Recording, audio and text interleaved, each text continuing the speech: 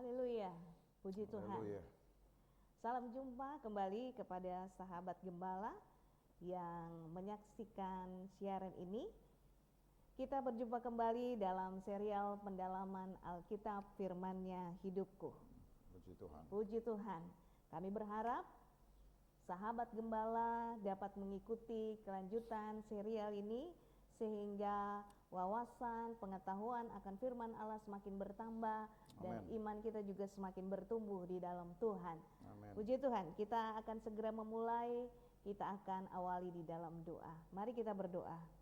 Bersyukur untuk anugerah Tuhan buat kami ketika ke dalam kerinduan kami kembali ingin belajar dari kebenaran firman-Mu. Berfirmanlah bagi kami, berikan kami pengertian untuk memahami firman-Mu. Dan hamba-Mu juga yang hadir di tengah-tengah kami, Engkau urapi, Engkau berkati, sehingga kami semua dapat kembali dibekali dan belajar dari firman-Mu, bertambah wawasan, bertumbuh iman kami untuk semakin dewasa di dalam Tuhan. Terima kasih Tuhan, kami memulai pembelajaran Alkitab saat ini dengan ucapan syukur di dalam nama Tuhan Yesus Kristus. Haleluya. Amin. Amin. Puji Tuhan, senang kami bisa kembali ada dengan harapan sahabat gembala terus terbangun kerinduannya. Puji Tuhan. Mempelajari kebenaran firman Allah. Baik, kali ini kita kembali masih membahas seputar eskatologi. Dari beberapa episode yang sudah kita sama-sama saksikan, ini adalah episode yang ke-10. Dan berharap tetap dengan semangat yang sama dan cinta firman Tuhan, sahabat gembala terus bersama dengan kami. Untuk kali ini, tema yang akan kita bahas adalah puncak peristiwa eskatologi, penghakiman terakhir. Kalau bicara tentang puncak eskatologi, tentu menjadi sebuah pertanyaan yang membuat kita penasaran. Lalu berbicara tentang penghakiman terakhir. Sahabat gembala tentu rindu belajar lebih dalam. Hadir bersama kita Pak Gem, Bapak Pendeta Haniel van de Krok. Puji Tuhan. Puji Tuhan. Kita akan kupas tuntas tentang eskatologi dengan harapan membangun wawasan jemaat lebih alkitabiah. Karena slogan kami, orang benar hidup oleh firman. Haleluya. Sahabat gembala, saatnya kita memulai dan saatnya kita juga berpetualang menjelajahi Alkitab bersama Pak Gem ke channel Gembala. Baik, puji Tuhan, senang dapat menjumpai kembali rekan-rekan sahabat gembala dengan pelajaran serial pendalaman Alkitab Firman-Nya Hidupku ini.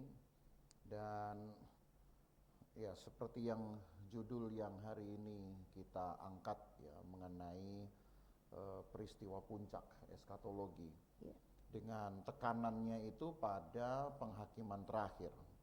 Sebab penghakiman terakhir ini boleh dikatakan isu yang sudah menggema sejak dari perjanjian lama, bahkan sejak dari periode-periode sebelum kata eskatologi itu sendiri dibahas, gitu ya. Nah, saya perlihatkan dulu kepada sahabat gembala ada beberapa slide ya di dalam serial ini, dalam episode ini yang akan kita lihat untuk sama-sama memahami kurun waktu periodisasi dari eskatologi ataupun juga bahasan-bahasan yang berkaitan dengan hal itu. Nah, kalau kita melihat di slide kedua ya, dari slide-slide yang nanti akan sahabat gembala lihat bersama, maka sebagaimana yang sudah pernah kita ikuti dari episode-episode awal ya tentang eskatologi ini, bahwa eskatologi ini adalah satu periode yang dihitung ya, atau yang masa periode, ya, periode berlakunya itu dihitung pada hari ke-5 dan hari ke-6 di dalam Minggu Penebusan. Nah, di dalam gambar itu kalau sahabat gembala perhatikan periode hari ke-5 dan hari ke-6 yang diberi arsir warna biru, ya, sesudah tanda salib. Nah, itulah sebenarnya yang disebut dengan periode eskatologi. Sebagaimana sudah saya jelaskan di dalam episode-episode sebelumnya, ya, ini takutnya mungkin sahabat gembala ada yang lupa gitu, iya. ya. Kok eskatologi sudah dibicarakan sejak salib, atau boleh dikatakan bahkan masih berhubungan dengan kedatangan Yesus sebagai Mesias, kok sudah disebut sebagai eskatologi. Memang, ya, kalau sahabat gembala ada yang mengingat penjelasan-penjelasan saya dari episode yang lalu, mengapa dua periode, 2 hari ini, ya, sesudah penyaliban Yesus atau sesudah peristiwa salib itu masuk di dalam periode eskatologi, oleh karena pemberitaan firman Allah oleh para nabi-nabi memang mengungkapkan hal itu, menyiratkan hal itu dengan penggunaan kosakata yang kemudian nanti akan akrab, ya, di telinga kita, di telinga para pemerhati Alkitab itu dengan kata eskatologi. Ya, walaupun belum dirumuskan dengan kata loginya, tetapi lebih kepada kata eskatonnya, gitu ya, atau eskaton hoora kalau dalam bahasa Grekanya. Nah, itu sudah diucapkan, diwacanakan oleh nabi-nabi Tuhan di periode sebelum salib. Nah, itu sebabnya ketika penggenapan dari nubuat-nubuat nabi itu ada yang sudah terjadi di dalam periode kedatangan Yesus sebagai Mesias, gitu. Walau itu sejarahnya kan sudah berlangsung paling sedikit sudah 2000 tahun yang lalu, ya, paling sedikit, karena memang sudah lewat. Maka dari sudut pandang nabi-nabi itu sudah merupakan penggenapan. Dari sudut pandang kita itu sudah sejarah, gitu kan. Tetapi karena memang fokus dari penelusuran Alkitab mengenai eskatologi harus dilihat dari sudut pandang nabi-nabi sebagai pembawa pesannya.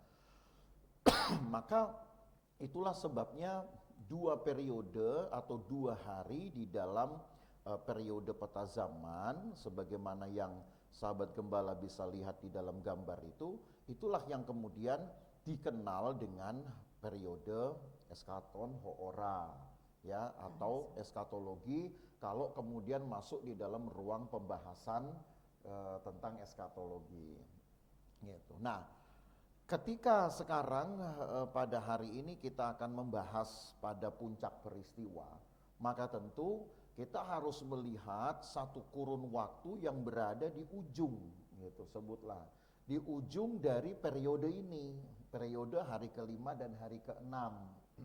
Dan di ujung dari periode itu yang sahabat gembala bisa lihat di slide berikutnya, ya, di slide ketiga. Itu berarti ditunjukkan pada masa sebelum datangnya Antikristus. Ya, ada busur kecil begitu, ya, di pojok kanan dari busur besar yang berwarna biru itu. Kalau busur besar itu kan ditulis di situ zaman Roh Kudus. Nah, zaman Roh Kudus ini sebenarnya adalah pengistilahan yang dipopulerkan sebenarnya oleh bapak-bapak gereja sebenarnya begitu, ya. Ada zaman Roh Kudus, ada zaman anugerah, ada zaman kemurahan, lalu ada zaman gereja juga. Itu hanya pengistilahan-pengistilahan yang memang dipopulerkan oleh bapak-bapak gereja atau juga oleh para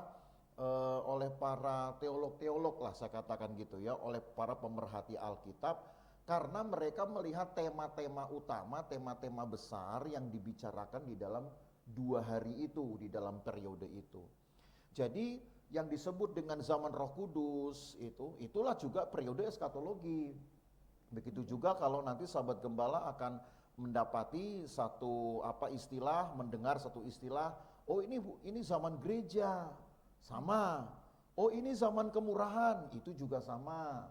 Oh ini zaman anugerah, sama juga gitu. Karena memang orientasi dari pekerjaan Allah dalam 2 hari sejak dari penyaliban Yesus itu, ya, atau 2000 tahun berarti setara dengan 2000 tahun sejak dari penyaliban Yesus, itu memang betul-betul pekerjaan Allah yang boleh saya katakan yang menyeluruh begitu sifatnya, ya. Yang mendekati titik penggenapan dari semua firman Allah di periode-periode sebelumnya. Gitu. Nah, puncak dari eskatologi sendiri itu apa kalau begitu? Iya. Ya, kalau eskatologi sendiri sudah merupakan bagian besar, sebutlah itu rumah besar dari kebenaran-kebenaran Alkitab yang dikisahkan dalam 2 hari periode pasca salib gitu ya. Itu kan pasca salib toh, hari 5 dan hari ke-6. Maka yang disebut dengan puncaknya itu apa saja gitu. Nah, kita sebenarnya hanya punya satu sumber, ya, bukan satu-satunya sumber, tapi yang saya mau katakan tuh satu sumber di dalam Alkitab yang herannya, ya, secara heran lah, ya, itu dapat mengurutkan dan dapat mensistematikakan peristiwa-peristiwa puncak pada eskatologi itu, ya.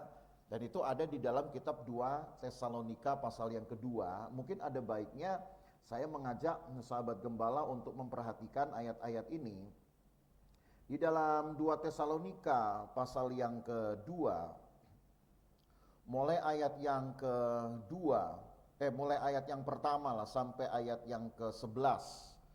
Ya, walau ayat ini cukup sering sudah saya singgung hampir di dalam setiap episode dari PA kita, ya. Tetapi fokus kita hari ini dalam menelusuri ayat-ayat ini ada pada kronologinya gitu. Nah, dari situ kita akan bisa tahu mana yang disebut dengan puncak dari eskatologi gitu ya. Kalau eskatologi itu rumah besarnya itu tadi yang saya katakan, rumah besarnya itu adalah 2 hari atau setara dengan 2000 tahun paling sedikit lah ya saya katakan. Ini bukan angka matematis toh. 2 hari atau setara dengan 2000 tahun pasca salib.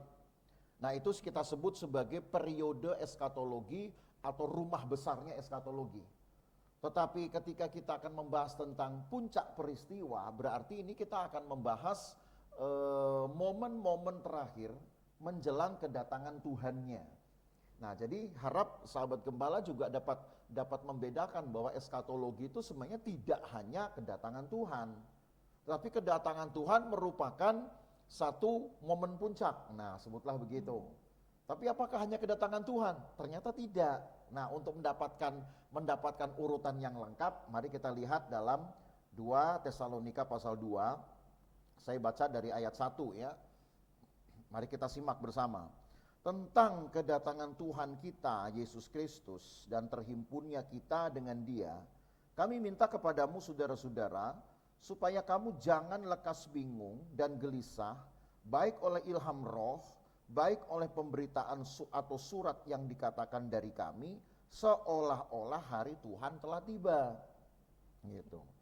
Ayat 3, janganlah kamu memberi dirimu disesatkan orang dengan cara yang bagaimanapun juga, sebab sebelum hari itu, hari yang mana yang dimaksud?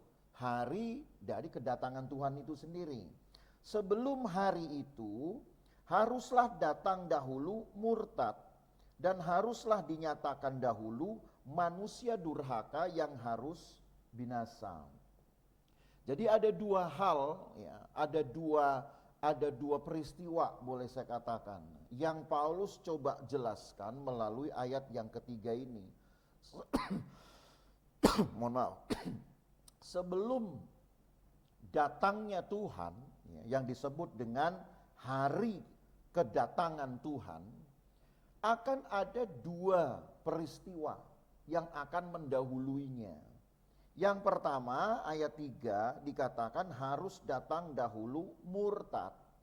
Dan kemudian harus dinyatakan dahulu manusia durhaka yang harus binasa. Gitu. Nah, ini dua hal yang boleh saya jelaskan lah sedikit ya. Karena kan ini termasuk dalam momen-momen puncak itu. Kalau sahabat gembala tadi sudah perhatikan dan bisa kembali perhatikan gambar slide gitu ya. Masih di slide yang ketiga yang yang ada gambar besar zaman Roh Kudus, tapi kemudian juga di ujung kanan itu ada busur kecil ya, yang tertulis Antikris 3,5 tahun. Maka yang disebut di dalam ayat ketiga dengan kata murtad dan manusia durhaka, ya inilah dia. Gitu ya, inilah dia. Murtad itu sendiri sebenarnya di dalam kosakata asli Alkitab itu ditulis bukan dengan kata sifat, tetapi ternyata kata benda. Berarti murtad ini sebenarnya lebih kepada orang-orangnya, ya. Jadi bukan hanya sekedar semangat murtad gitu ya, bukan hanya sekedar perilaku murtad, tetapi lebih ditunjukkan kepada orangnya yang murtad. Itu kalau kita baca ayat yang ketiga, janganlah kamu memberi dirimu disesatkan orang dengan cara yang bagaimanapun juga, sebab sebelum hari itu harus datang dahulu murtad. Bukan kemurtatan ya. Kalau disebut kemurtatan memang itu bisa berarti kata sifat yang menyiratkan semacam perilaku atau semangat jahat gitu. Ya, semangat yang tidak baik. Tapi murtad jelas di sini memang ditulis dalam bentuk tunggalnya dengan kata benda. Berarti ini menunjuk kepada penokohan, sebutlah begitu. Nah, berbeda ketika kemudian ada kalimat kedua yang ditulis dan haruslah dinyatakan dahulu manusia durhaka. Nah, manusia durhaka dengan si murtad ini ya terlihat seperti sama, tapi kalau manusia durhaka itu jamak bentuknya sebetulnya ya. Jadi artinya kita bisa mengorientasi satu gambaran bahwa murtad ini satu orang, tapi manusia durhaka ini banyak orang-orangnya gitu loh. Lalu bedanya di mana? Nah, bedanya di dalam gambar itu kalau sahabat gembala melihat ada busur kecil di pojok kanan, itu ditulis Antikris, itulah si murtadnya. Gitu. Lalu kalau gitu manusia-manusia durhakanya dari mana? Nah, coba kita jedah dulu ayat ini ya. Saya ingin bawa saudara ke dalam kitab yang lain, di dalam 1 Yohanes pasal yang kedua. Mari kita pergi dulu ke 1 Yohanes pasal yang kedua. Jadi kita jedah dulu pembacaan di 2 Tesalonika. Di 1 Yohanes pasal yang kedua, ayat yang ke-18, nanti sahabat gembala bisa memperhatikan di sini pembedaan yang ditegaskan oleh si penulis kitabnya ya. Coba kita lihat di 1 Yohanes pasal 2 mulai ayat 18 dan ayat 18 sampai ayat 19. Anak-anakku, waktu ini adalah waktu yang terakhir. Dan seperti yang telah kamu dengar, seorang antikristus akan datang. Sekarang telah bangkit banyak antikristus. Itulah tandanya bahwa waktu ini benar-benar adalah waktu yang terakhir. Nah, dibedakan lagi antara seorang antikristus dengan banyak antikristus. Nah, jangan bingung dengan penggunaan kosakata ini. Kalau ini kemudian dipadankan ke dalam 2 Tesalonika pasal 2 tadi, ayat yang ketiga, maka yang disebut dengan seorang antikristus itulah sang murtad tadi. Gitu. Pribadi ya. Pribadinya satu orang. Si murtad inilah yang di dalam Yohanes, di dalam surat Yohanes disebut seorang antikristus. Tapi kemudian ketika Paulus menyebut tadi di 2 Tesalonika pasal 2 ayat 3 dengan kata manusia durhaka, itulah yang dijelaskan oleh Yohanes dalam suratnya ini dengan kata banyak antikristus gitu. Jadi ini sinkronisasi pemahaman ini penting supaya jangan sampai kita akhirnya terdistraksi sendiri oleh semacam penyamarataan istilah, sebutlah pengeneralisasian istilah. Seorang antikristus tetap tidak sama dengan banyak antikristus gitu. Jadi kalau seorang antikristus menunjukkan pribadinya, oknumnya gitu, banyak antikristus itu spiritnya, sebutlah begitu, semangatnya atau rohnya, sebutlah begitu ya, satu karakteristiknya. Nah, sama yang Paulus tuliskan di dalam 2 Tesalonika pasal yang kedua. Nah, kita sekarang kembali ke 2 Tesalonika. Jadi kita tidak lama-lama di 1 Yohanes ini karena memang saya hanya ingin menunjukkan padanannya saja dulu. Tapi fokus kita ke dalam surat 2 Tesalonika dulu ya sahabat gembala. Jadi kembali ke dalam 2 Tesalonika 2 ayat 3, dua peristiwa inilah yang akan mendahului gitu loh, kedatangan Tuhan. Itu ya menurut urutan-urutan berita di dalam kitab 2 Tesalonika ini. Jadi harus datang dulu manusia durhaka. Yang tadi dalam surat Yohanes disebut banyak antikristus. Yang jamak ya.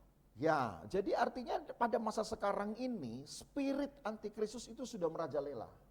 Spiritnya saya katakan. Apa yang disebut dengan spirit ini? Ya semangat untuk anti dengan Kristus. Sebuah perilaku yang memang ingin mencoba untuk melakukan hal yang kelihatan sama tapi sebenarnya substansinya tidak sama. Ini hati-hati ya. Jadi kata antikristus itu artinya di hatinya sendiri dia anti dengan Kristus, tetapi pribadi itu sendiri mencoba untuk melakukan apa yang terlihat sama dengan antikristus. Sama dengan Kristus, sorry. Yang sama dengan Kristus. Jadi ini yang buat saya sebut dengan spirit ya. Dalam bahasanya Yohanes banyak antikristus, dalam bahasanya Paulus manusia durhaka.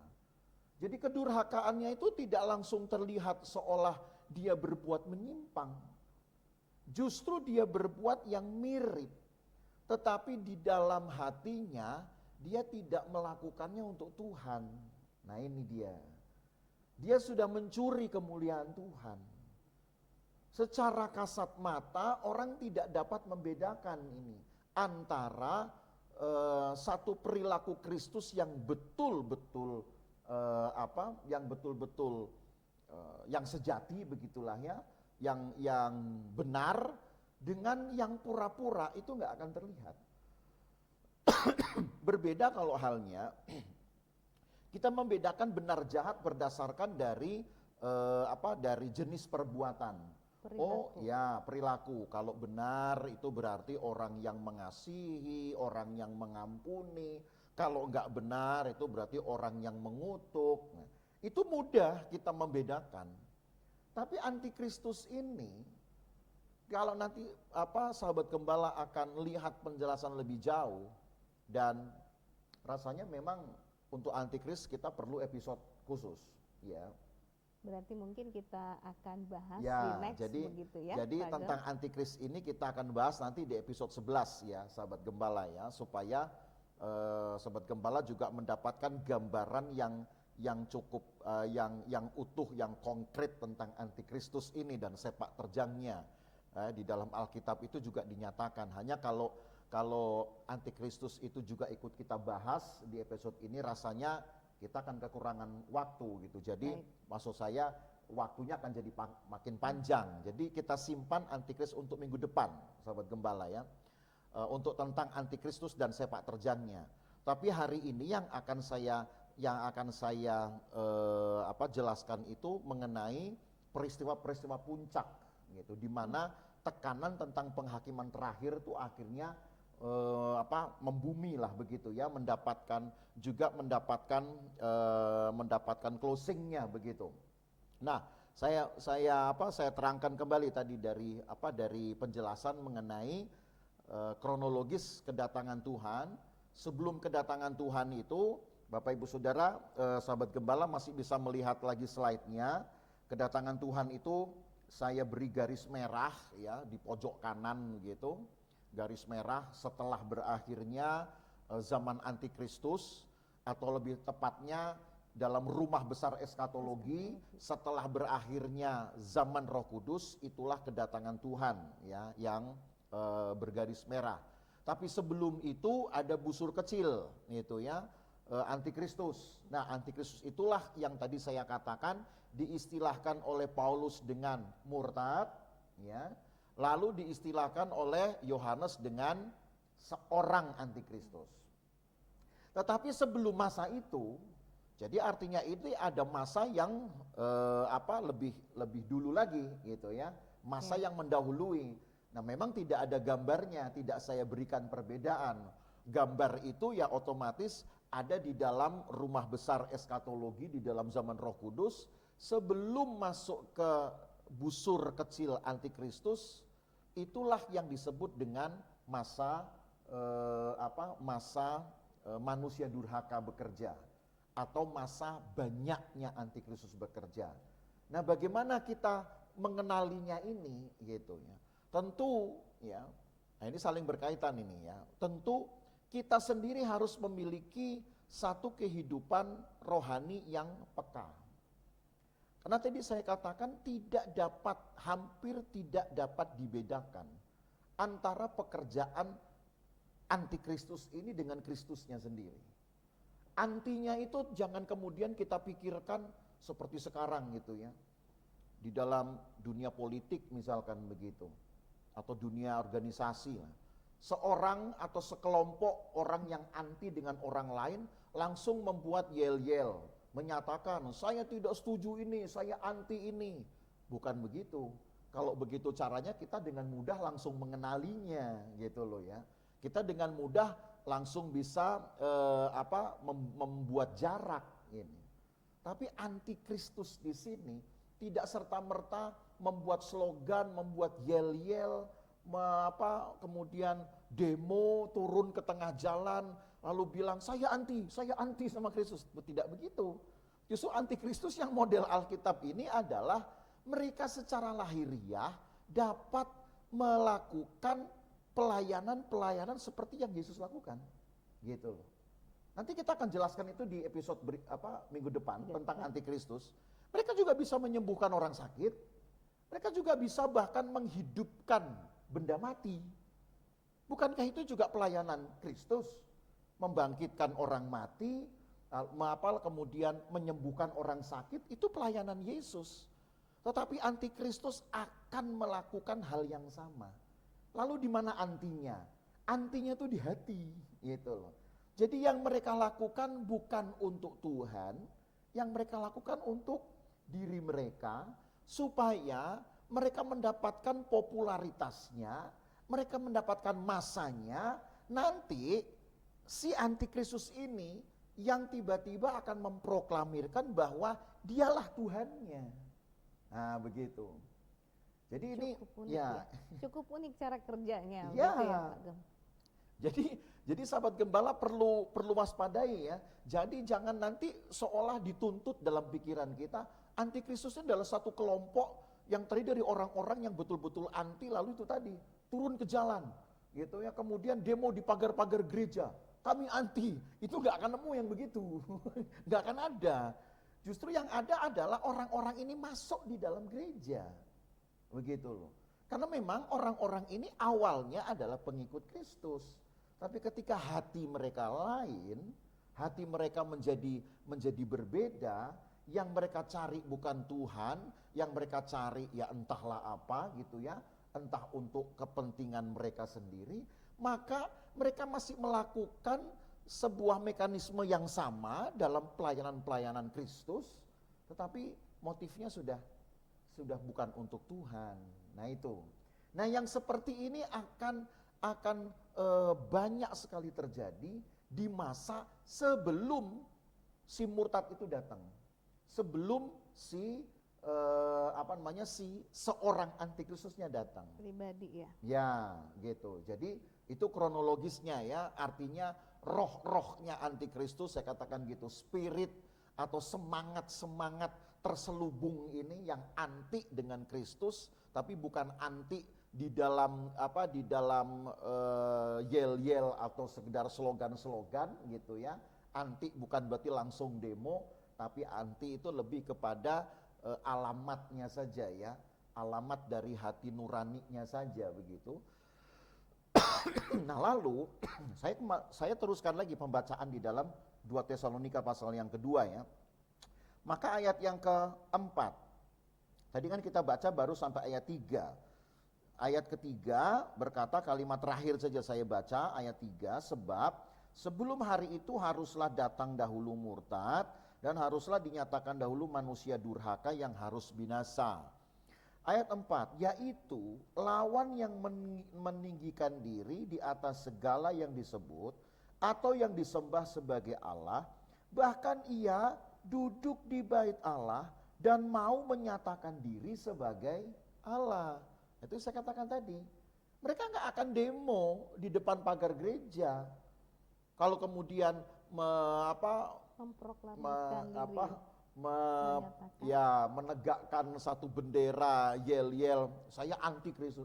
Enggak, justru mereka itu berkamuflase, saya katakan. Terlihat oleh kebanyakan orang adalah pelayan Kristus. Karena memang mereka di dalam bait Allah, mereka enggak berdiri di luar bait Allah loh. Gitu. Tapi nantinya mereka pelan-pelan akan mengambil hati orang-orang percaya, orang-orang benar, sehingga mereka yang akan meminta si antikristus ini untuk menjadi Allah mereka. Gitu. Itulah yang digunakan kata duduk di bait Allah. Jadi sahabat gembala harus betul-betul sadari ini bahwa masa ini justru jauh lebih lebih berat untuk dijalani oleh gereja Tuhan. Karena takutnya kita sendiri pun jangan-jangan sudah punya roh itu. Karena sudah terbiasa melayani, terbiasa melakukan praktek-praktek keagamaan gitu. Tapi entah mengapa mungkin kemurnian hati kita yang sudah mulai kabur gitu ya. Kita tidak lagi memberikan murni kepada Tuhan, tapi kita ingin orang hanya mandang kita gitu. Nah, ini bisa saya katakan tadi spirit antikristus yang oleh bahasa Paulus disebut dengan manusia durhaka, yang oleh bahasanya Yohanes disebut dengan banyak antikristus. Gitu. Ini jauh lebih berbahaya loh. Dan ini harus datang duluan. Gitu. Lalu kita bilang kapan datang? Ya sekarang ini. Sekarang ini sudah terjadi. Dan sekarang ini jangan-jangan di setiap gereja sudah punya ini, roh-rohnya ini, sudah mendiami. Lalu kalau gitu kita bagaimana kita membedakan? Nah ini, kalau yang tadi saya katakan anti, betul-betul anti dengan membuat langsung propaganda. Nah, kita bisa pinggirin, kita bisa jauhkan, kita bisa langsung buat jarak. Tapi kalau yang begini, bagaimana cara kita membedakan? Kita membedakannya harus dengan kepekaan. Nah, itu sebabnya saya langsung berikan kepada sahabat gembala satu slide yang baru. Ya, coba kita lihat ke slide. Ini slide keempat. Di slide itu saya gambarkan di situ saudara, memang hanya garis-garis saja isinya. Tapi garis-garis itu sebenarnya merupakan satu momen-momen atau satu periode tertentu di masa sekarang sebelum antikris datang ini ya. Jadi itu fokus kita ini kan puncak momennya. Jadi yang sekarang sahabat gembala pegang dulu adalah ini mendekati masa antikristusnya gitu. Walaupun hal antikristus akan kita bahas tersendiri nanti. Tetapi sebelum antikristus itu datang, maka Yohanes menjelaskan lebih rinci satu keadaan ya, sebutlah ini konstelasi rohani gitu, di dalam masa Roh Kudus tadi, rumah besar eskatologi, sebuah keadaan yang mungkin boleh dikatakan keadaan yang digambarkan seperti halnya dalam Injil dengan kata lalang dan gandum. Dipisahkan begitu? Bukan, belum dipisahkan. Keadaan yang kelihatan sama tapi sebenarnya sudah mulai beda dia, gitu ya. Beda motifnya, ya, paling tidak begitu ya, motivasinya yang beda. Caranya mungkin tidak bisa dibedakan, karena lalang dengan gandum itu masih mirip kalau masih muda. Nah perhatikan tadi bahwa Yohanes kan berkata bahwa mereka ini duduk di dalam bait Allah. Paulus berkata mereka duduk di dalam bait Allah. Gitu. Orang-orang ini merupakan komunitas yang memang masih ada bersama dengan kita. Bahkan kalau sahabat gembala baca lagi tadi di 1 Yohanes pasal 2, ayat yang ke-19, tadi kita baca 18. Ayat 19-nya tertulis mereka itu dulu adalah sama seperti kita. Gitu. Artinya apa? Ya jemaat Tuhan yang juga sama-sama beribadah, jemaat Tuhan yang sama-sama bertumbuh, jemaat Tuhan yang sama-sama juga melayani, jemaat Tuhan yang sama-sama juga berkorban, sama semuanya pokoknya. Tapi tiba-tiba dia lain sendirilah, jalan sendiri. Tapi orang lain gak bisa lihat itu. Kenapa? Ya karena memang dari awal sama-sama.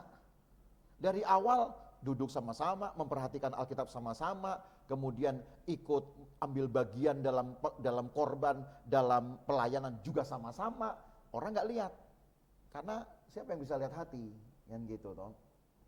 Nah, di dalam surat Wahyu, di dalam kitab Wahyu, disitulah kemudian oleh Yohanes dipetakan, gitu. Masa-masa menjelang si murtad atau seorang antikris akan datang ini, dia gambarkan itu masa-masa yang sukar di dalam pembukaan meterai-meterai. Nah gitu ya. Nah kalau pembukaan meterai-meterai ini memang saya tidak akan rinci ya, karena sebagaimana yang ditulis di dalam kitab Wahyu, sebenarnya keadaan itu adalah keadaan yang sudah terjadi, itu seperti kelaparan, itu kan sudah terjadi ya. Lalu kemudian gempa bumi, kemiskinan, toh itu juga sudah terjadi. Dan sekarang tinggal menunggu sebuah peningkatan eskalasi saja gitu, sampai kepada titik kulminasinya. Jadi kalau seandainya sahabat gembala mungkin juga memperhatikan, ini kan namanya perang, namanya kelaparan sudah pernah terjadi dulu, betul.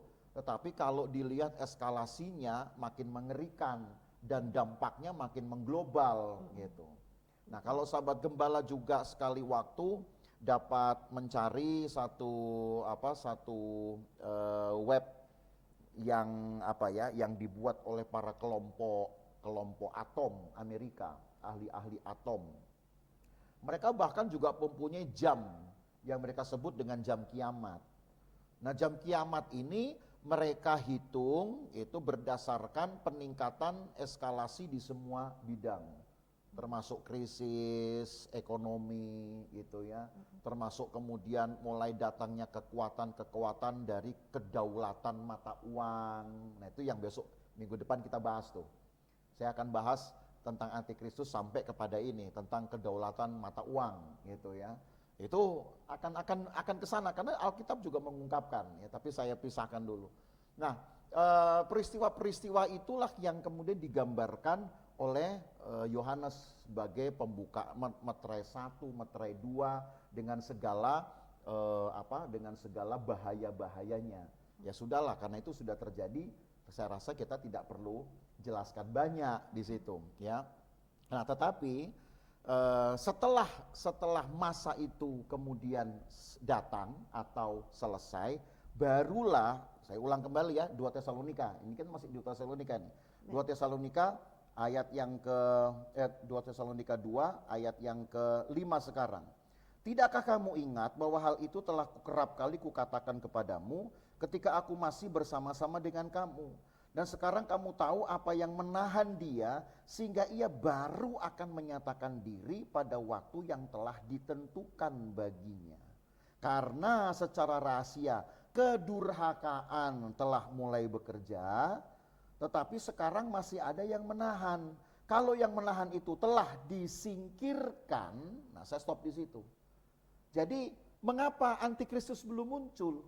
Karena masih ada yang menahan. Nah, siapa yang menahan ini? Yang menahan ini tentulah kelompok yang berbeda dengan si pendurhaka tadi toh. Ya, banyak antikristus.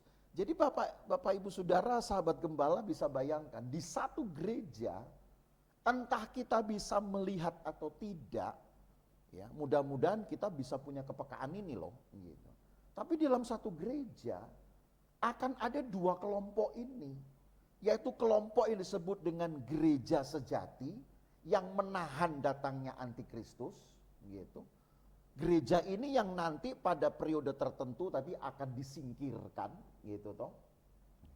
Tetapi ada juga kelompok gereja palsu yang pura-pura secara lahiriah mereka melakukan pelayanan-pelayanan gerejawi, pelayanan Kristus, tetapi hati mereka sudah anti dengan Yesus. Nah, yang seperti ini kan membahayakan justru. Buat saya momen kedatangan Tuhan itu menggembirakan sudah. Kalau perlu lebih cepat lebih baik gitu, tidak perlu ditakutkan. Karena kalau mau ditakutkan, yang harus paling ditakuti adalah ini. Di dalam gereja akan ada dua spirit ini. Lalu kita membedakan bagaimana? Senyumnya sama, ramahnya sama, kan gitu. Susah loh kita bedakan ini. Senyum sama, ramahnya sama, mungkin emosinya juga sama, galaknya sama gitu. Bahkan orang yang juga bereaksi juga sama, artinya kalau cepat mengampuni ya oke, gitu kan. Tetapi ternyata yang membedakan adalah hatinya. Kan tidak ada yang bisa melihat ini.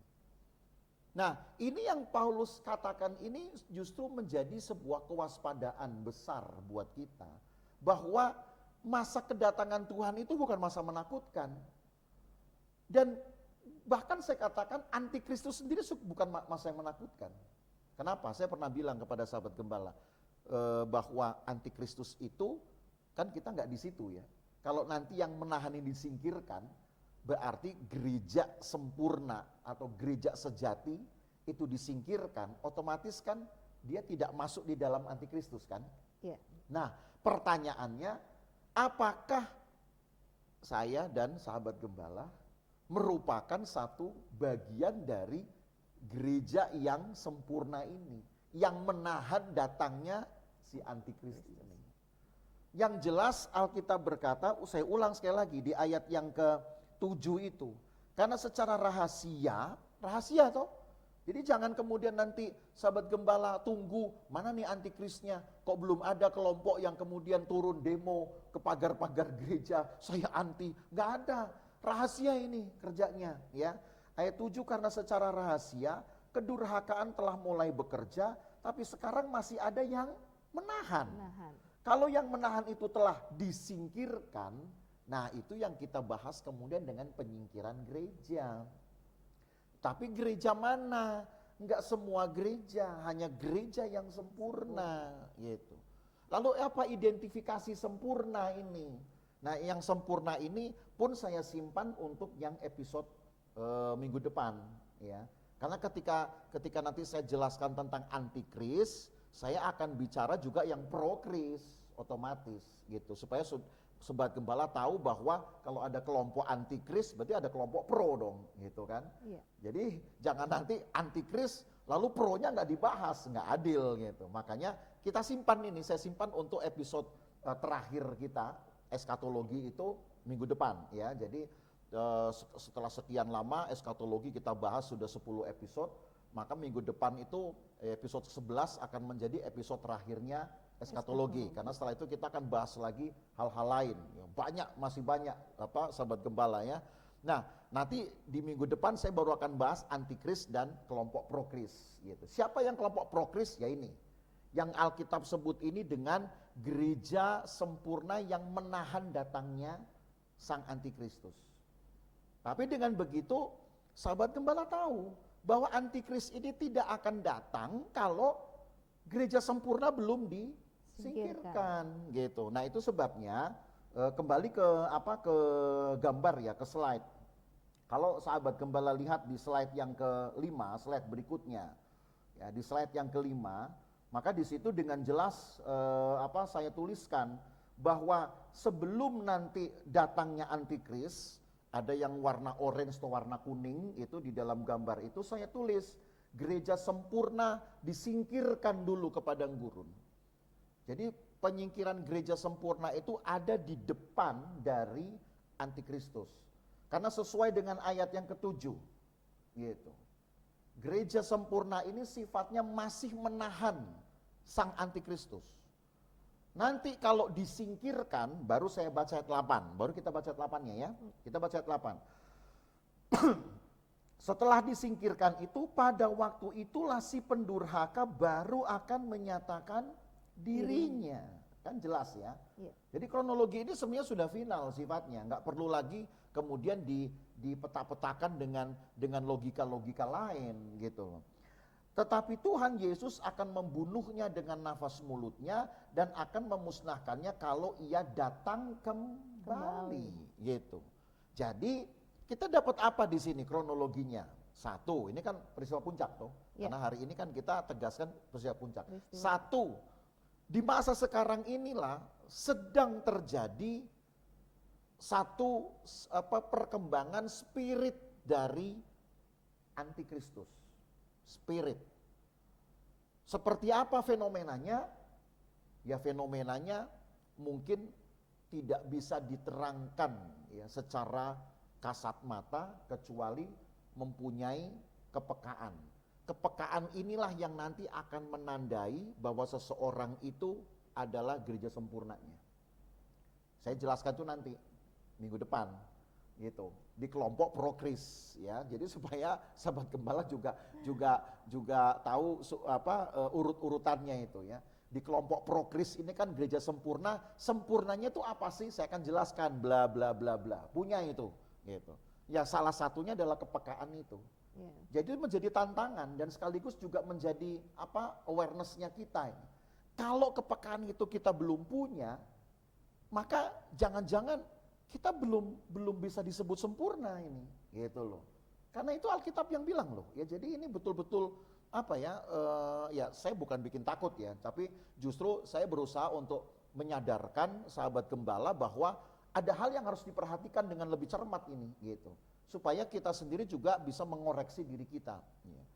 Jadi pendeknya pertama, selagi spirit dari antikristus bekerja, akan bekerja juga kemurnian dari orang-orang yang pro dengan Kristus. Nah gitu. Nah, dua hal ini nanti baru saya detailkan minggu depan ya. Gitu. Lalu yang kedua baru datangnya antikristus. Nah ini momen-momen puncak nih, gitu. Datang itu antikristus, gitu kan. Datangnya antikristus inilah yang di dua inilah ya, antara dua ini boleh dikatakan barulah penyingkiran gereja. Jadi ketika datang masa sebutlah masa bekerjanya roh antikristus, tapi sisi yang lain juga bekerjanya Roh Kudus bagi orang-orang yang pro Kristus. Sampai nanti di satu titik kelompok ini yang pro Kristus ini dengan pekerjaan yang kaya akan Roh Kudus disingkirkan, baru antikris datang. Nah, setelah itu tadi ayat yang ke-8, nanti Tuhan akan membunuhnya dengan nafas mulutnya kalau ia datang kembali, kan gitu. Berarti datangnya kembali Tuhan sekaligus akan mengakhiri masa antikristus. Gitu. Nah, berapa lama antikristus bekerja? Itu nanti minggu depan pun saya akan jelaskan, itu 42 bulan. Gitu. Dari mana hitungannya? Ya tunggulah minggu depan, sabar-sabar aja gitu ya. Karena kita akan detail di sana gitu dengan hari-hari yang antikristus sudah agendakan. Jadi mereka juga punya kalender pekerjaannya ternyata gitu. Nah, tapi yang jelas Alkitab berkata 42 bulan atau sama dengan 1260 hari. 3,5 tahun. Itu masa antikris bekerja. Nah, kalau Paulus bilang bahwa nanti Tuhan akan hembuskan nafas gitu untuk membunuh antikristus pada saat dia datang kembali, berarti itu akan terjadi setelah berakhirnya 42 bulan masa antikristus bekerja. Maka berarti juga masa 42 bulan adalah masa penyingkiran gereja. Kan itu kan berjalan paralel toh. Gereja tadi disingkirkan, yang sempurna itu disingkirkan, yang menahan antikristus datang. Maka ketika dia disingkirkan, berapa lama dia disingkirkan? Ya sepanjang antikristus masih berkuasa. Begitu antikristus nanti akan dimusnahkan oleh Tuhan pada kedatangannya, maka berakhir pula masa penyingkiran gereja. Nah setelah itu apa lagi? Nah kita baca dulu dong ya, ayat yang ke-9. Kedatangan si penduraka itu adalah pekerjaan iblis dan akan disertai rupa-rupa perbuatan ajaib, tanda-tanda dan mujizat-mujizat palsu. Nah ini akan saya jelaskan minggu depan, karena ini memang proporsinya untuk si antikristusnya gitu ya.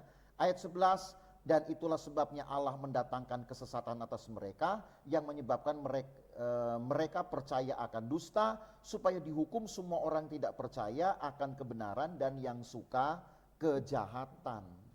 Jadi kedatangan Tuhan itu otomatis akan mengakhiri semuanya.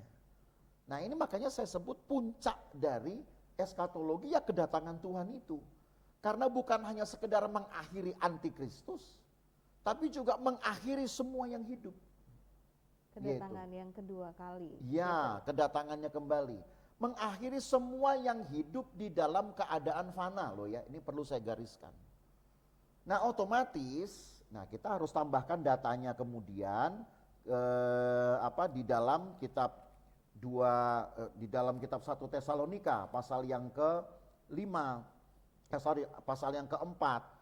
Nah cerita ini baru kita tambahkan ke 1 Tesalonika 4, walaupun urutannya agak terbalik ya. Kalau tadi justru kan di 2 Tesalonika. Nah ini di dalam 1 Tesalonika 4 mulai ayat yang ke-13. Saudara akan lihat, saudara akan dapatkan urutannya, urutan tambahan gitu ya, sebutlah setelah kedatangan Tuhan tadi. Coba kita baca dulu. Selanjutnya kami tidak mau saudara-saudara bahwa kamu tidak mengetahui tentang mereka yang meninggal, supaya kamu jangan berduka cita seperti orang-orang lain yang tidak mempunyai pengharapan. Karena jikalau kita percaya bahwa Yesus telah mati dan telah bangkit, maka kita percaya juga bahwa mereka yang telah meninggal dalam Yesus akan dikumpulkan Allah bersama-sama dengan Dia. Hal ini kami katakan kepadamu dengan firman Tuhan, kita yang hidup yang masih tinggal sampai kedatangan Tuhan, sekali-kali tidak akan mendahului mereka yang telah meninggal. Sebab pada waktu tanda diberi, yaitu pada waktu penghulu malaikat berseru dan sangkakala Allah berbunyi, Tuhan sendiri akan turun dari sorga dan mereka yang mati dalam Kristus akan lebih dulu bangkit. Nah dapat lagi kronologinya ini. Baru ayat 17, sesudah itu kita yang hidup yang masih tinggal akan diangkat. Yang hidup dan yang tinggal, kelompok mana? Kelompok yang disingkirkan tadi. Karena kalau kelompok yang ada di dalam antikristus, otomatis mereka tidak akan mendapatkan lagi hidupnya di sana. Gitu ya. Jadi kita urut lagi nih, gitu, supaya sahabat gembala jadi jelas. Karena memang kita bicarakan ini kan peristiwa puncak. Pertama adalah bekerjanya roh antikristus seiring juga bekerjanya Roh Kudus dengan hebat. Itu masa ini sekarang. Jadi itu pilihan pada kita. Kita ingin menjadi tempat Roh Kudus bekerja atau hati kita mencuri kemuliaan Allah.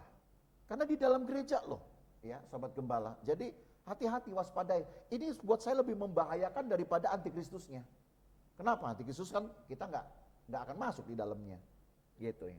Kalau kita gereja sempurna loh ya. Kalau nggak gereja sempurna saya nggak bisa jelaskan lagi sudah. Dan saya nggak mau bisa jelaskan. Memang saya nggak di situ, gitu ya. Saya nggak mau di situ. Makanya saya perjuangkan gitu. Hidup dengan hati-hati. Oke, jadi itu pertama bekerjanya roh antikristus seiring juga bekerjanya Roh Kudus. Lalu yang kedua, penyingkiran gereja otomatis. Yaitu orang-orang kudus tadi orang-orang yang tetap menjadikan hidupnya adalah pekerjaan Roh Kudus yang akan disingkirkan, sebab ketika disingkirkan baru yang ketiga antikristus datang. Oke ya, nanti tentang antikristus minggu depan ya, kita jelaskan minggu depan. Setelah antikristus datang, 3,5 tahun kemudian, ya, 42 bulan kemudian, 1260 hari kemudian, itu ayatnya ada di Wahyu 13, tapi minggu depan juga nanti saya jelaskan gitu. Maka Alkitab tadi bilang apa? Tuhan datang dengan hembusan nafasnya untuk memusnahkan antikristus. Nah, berarti yang keempat urutannya adalah Tuhan datang. Setelah Tuhan datang, tadi kita baca lagi barusan, apalagi? Orang-orang mati bangkit. Gitu. Itu yang kelima tuh. Makanya kalau sahabat gembala lihat di slide itu, slide yang slide yang kelima itu, maka sahabat gembala bisa lihat rincian-rinciannya di situ ya. Sudah saya berikan tulisan-tulisannya ya, mudah-mudahan bisa nanti bisa di zoom lah atau bagaimana gitu. Tapi itu keterangannya sudah jelas. Jadi itu yang kelima.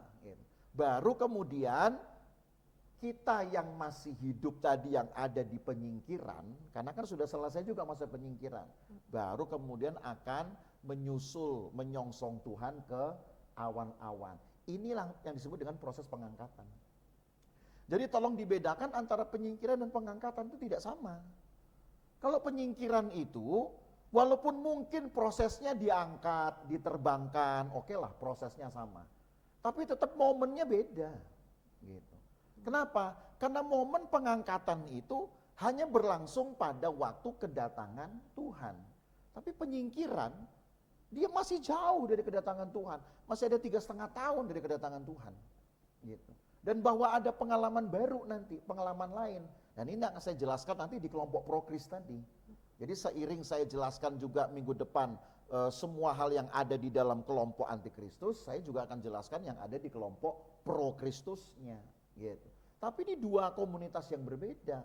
Dan bahwa kelompok inilah nanti yang akan menyusul orang-orang yang dibangkitkan itu untuk menyosong Tuhan. Ini yang baru kita sebut rapture-nya. Ya, jadi dari sini sahabat gembala dapat, tadi saya sudah katakan dari awal, tidak usah lagi membuat semacam kronologi berdasarkan logika-logika tertentu. Tapi baca saja urutan-urutan yang Paulus sudah rinci di dalam 2 Tesalonika 2 dan 1 Tesalonika 4. Itu udah merupakan pewahyuan yang jelas kok itu. Jadi nggak perlu lagi dibuat perbedaannya.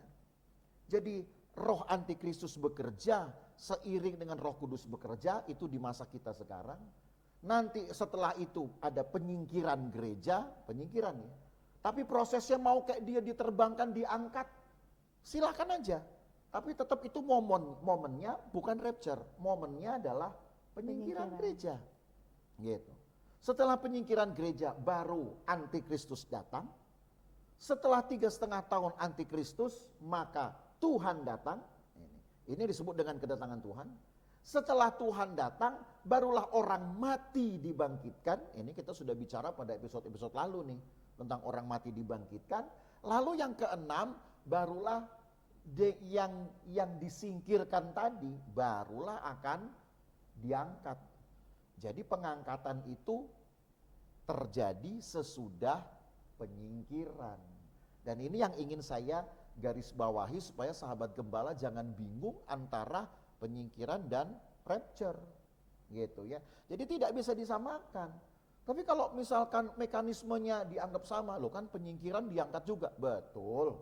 Penyingkiran juga mungkin diangkat juga, terbang, naik, betul. Tapi tetap momennya berbeda. Dan ini yang harus ditegaskan. Karena apalagi orang-orang Pantekosta, ini dari dulu, dari zaman masih gurunya saya pun katanya sudah begitu ajarannya. Karena memang mereka hanya melihat langsung apa yang diuraikan oleh Paulus dan oleh Yohanes. Jadi tidak membuat semacam kronologis sesuai logika-logika. Tidak ada. Ya itu yang bisa saya jelaskan ya. Baik. Untuk episode ini gitu. Seru ya sahabat gembala. Dari slide yang sahabat gembala sudah lihat lalu dengan penjelasan Pak Gem, mungkin ada pertanyaan-pertanyaan yang timbul, bisa disampaikan di kolom chat YouTube untuk kami bisa jawab, atau mungkin juga bisa ke nomor admin 081321293143. Kami nantikan. Karena memang pelajaran ini cukup berat ya, Pak Agem, untuk kita perhatikan, tetapi mari dengan semangat belajar, biar kita sama-sama kemudian mengerti, memahami, untuk menyiapkan diri kita. Yang terakhir, Pak Agem, closing statement tentang kondisi ini ya, menghadapi puncak eskatologi lalu penghakiman terakhir. Bagaimana orang percaya menjalaninya, sehingga menjalaninya penuh dengan keyakinan, seperti yang Pak Agem tadi bilang, harusnya bukan menjadi sebuah ketakutan gitu. Ya. Yang jelas seperti di dalam banyak sekali cerita-cerita akhir atau di penghujung dari kisah-kisah penokohan Alkitab gitu. Mereka selalu disaksikan kalau mereka dinyatakan sebagai tokoh yang benar, yang saleh gitu. Mereka selalu disaksikan sebagai seorang yang setia dan yang menjaga hati nuraninya, tidak mengeraskan hati untuk kepentingan sendiri. Maka orang-orang inilah yang sebenarnya dapat kita teladani sambil menjaga juga hidup kita agar jangan tanpa kita sadari atau disadari terlambat kita sudah punya roh antikristus gitu. Awalnya nggak disadari, tapi tahu-tahu disadari sudah terlambat. Kenapa? Ya karena tidak menjaga kemurnian hati sambil tidak juga konsisten dengan apa yang sudah dia buat untuk Tuhan sejak dari awal. Ini penting gitu. Jadi artinya kalau memang kita sudah berani mengambil langkah yang lebih tanggung jawab yang lebih besar gitu di hadapan Tuhan, itu jangan sampai kita mundur. Bisa bahaya gitu loh. Nanti bisa jadi roh antikristus lagi nanti. Jadi pertimbangkan itu. Kalau memang kita ingin ambil tanggung jawab yang lebih besar lagi, gitu, maka kita harus tetap di situ sambil menjaga kemurnian hati. Karena itulah yang justru menjadi sebuah kesaksian hampir di semua penutup dari penokohan Alkitab. Gitu loh. So, contohnya ya, Musa, orang yang kemudian disebut lembut hatinya. Kenapa lembut? Karena sampai akhir pun tetap dia minta kalau bisa Tuhan ampuni orang Israel, tapi Tuhan ganti dengan nama saya, Tuhan coret. Ya gitu loh. Jadi motifnya nggak ada lain kecuali hanya untuk orang lain dan untuk Tuhan. Nama saya Tuhan coret aja dari kitab kehidupan. Nah gitu loh. Ya. Lalu seperti Daud yang dikatakan juga walaupun jatuh bangun banyak, tetapi pada akhirnya kan juga Stefanus pun mengakui bahwa hanya menurut dalam firman Tuhan yang dia terima, Tuhan berkata, aku telah menemukan seorang yang berkenan di hatiku. Artinya apa? Karena Daud selalu minta Tuhan jangan sampai rohmu hilang dari hidupku. Nah kayak gitu loh. Jadi konsistensi ini yang saya katakan yang perlu kita jaga. Supaya ya tentu harapan kitalah gereja sempurnanya gitu kan ya. Sambil nanti kita akan lihat di episode depan gitu, untuk dapat gereja sempurna itu kayak gimana gitu. Ada sih 1, 2, 3, 4-nya gitu ya. Baik. Ya ini yang buat penasaran untuk sahabat gembala ya. Episode selanjutnya next minggu depan kita bahas. Baik, sahabat gembala, untuk menjaga agar kita dapat menjalani proses di akhir zaman ini dalam eskatologi dan penghakiman terakhir, maka kita belajar dari tokoh-tokoh sebelumnya. Kita juga perlu menjaga hati kita, kemurnian hati kita, dan tetap konsisten maju terus di dalam Tuhan, jangan pernah mundur, sehingga apa yang Tuhan janjikan itu kita alami dan tergenapi di dalam kehidupan kita. Puji Tuhan, tidak terasa waktu cukup panjang ya Pak Agem.